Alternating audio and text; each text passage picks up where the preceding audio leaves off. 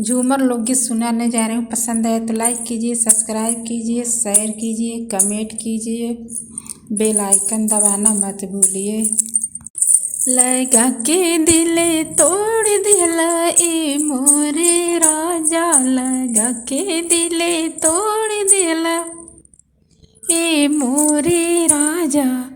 पहला ही दिले कॉलेज में लगवेला, पहले बार दिले कॉलेज में लगवला, लिखल लेटर फाड़ देला ए मोरे राजा, लिखल लेटर फाड़ देला ए मोरे राजा। लगा के दिले तोड़ देला ए मोरे राजा।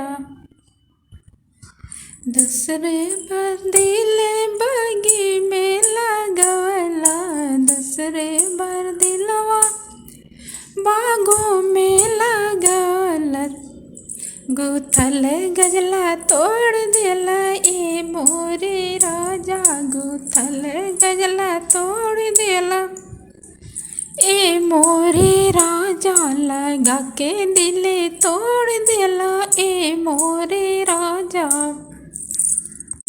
लगा के दिले तोड़ देला ए मोरे राजा।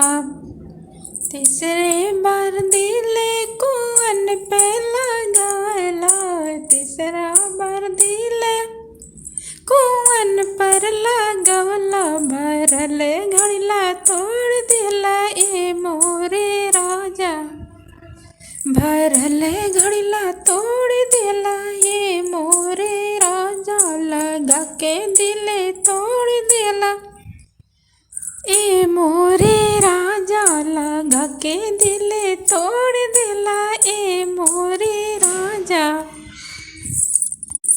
चौथे बार दिले सिजरिया पे लगवला, चौथे बार दिले सिजिया पे लगवला, सजल सजिया छोड़ देला ए मोरे राजा, सजल सजिया छोड़ देला ए मोरे राजा। लगा के दिले तोड़ देला ए मोरे राजा।